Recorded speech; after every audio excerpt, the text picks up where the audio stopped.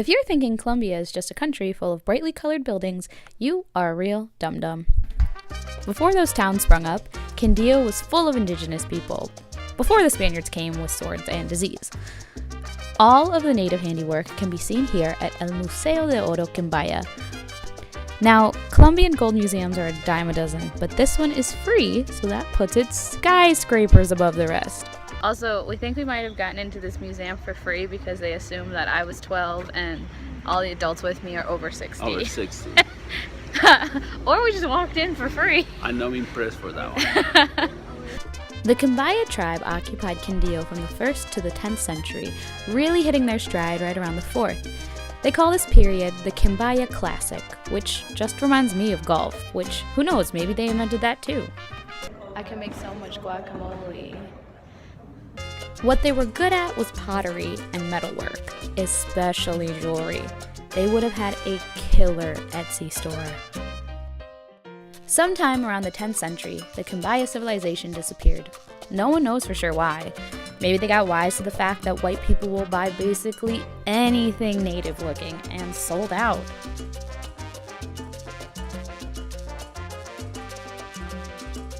If you don't have a taste for indigenous genocide, then you must have a taste for coffee.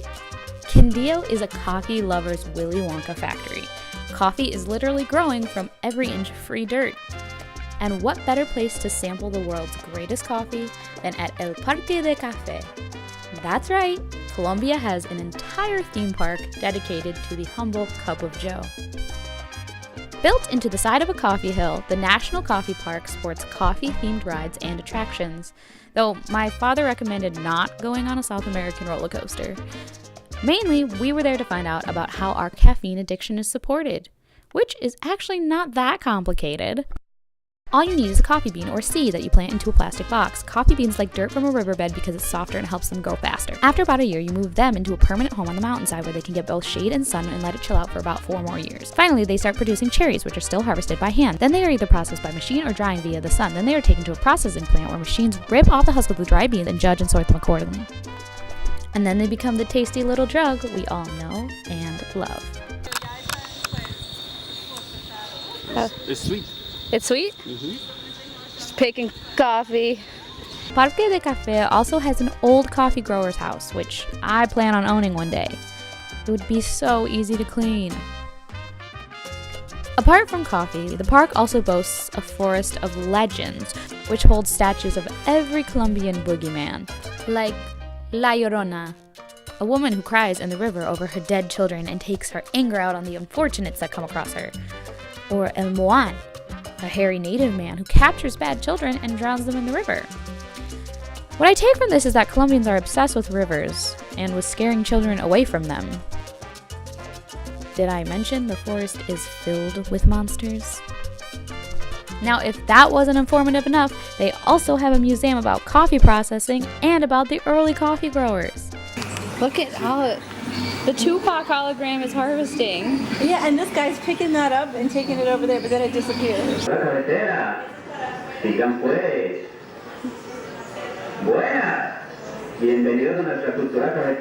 guy just keeps greeting me.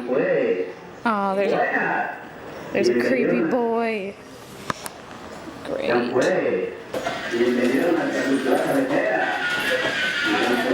He's rocking so violently, I think he's having a mental breakdown. It's gonna be okay, dude. You can rock slower. An Eskimo!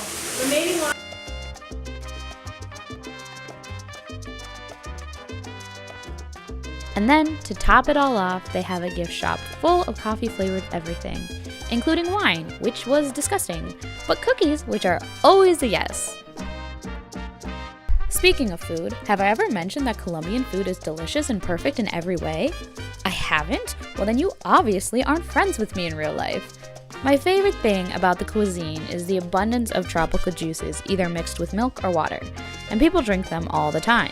You walk 3 blocks? Take a break and have a juice. Had a long conversation? Take a load off, have a juice. It's 2:17 p.m. Have a juice! Truly, they perk you up better than coffee. Say it again.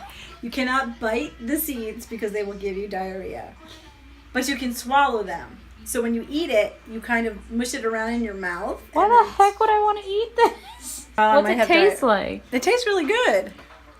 So you don't bite them. I took my tongue and I just kind of squished it all up around and then swallowed everything whole. Okay. So just squish it around your mouth with your tongue and then swallow everything. I'm so afraid. I think I'm not going to eat anymore. I might have diarrhea later. Already, look. So if I get it, because I've eaten most of, oops. Oh, Mom. Sorry. Now there's diarrhea juice on my... I like my fruit a little bit dangerous, to be honest. Colombian cuisine is hearty.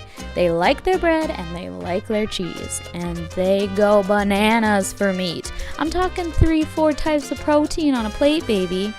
Dishes like bandeja paisa come with steak, beans, sausage, pork rinds, fried egg, rice, avocado, and an arepa. And if you wanted a bit more, get a side of rellena, Colombian blood sausage. It's disgusting.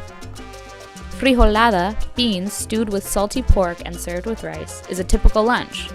Candied figs served over fresh cheese is what's for dessert.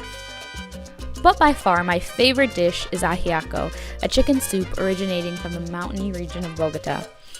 It is filled with Andean potatoes, corn, and chicken, and a little herb called huascas, which is what really gives it its distinct flavor. My aunt taught me how to make it on a Sunday afternoon while our whole family was in the house. I'm making beautiful, dumb, soupy memories, people.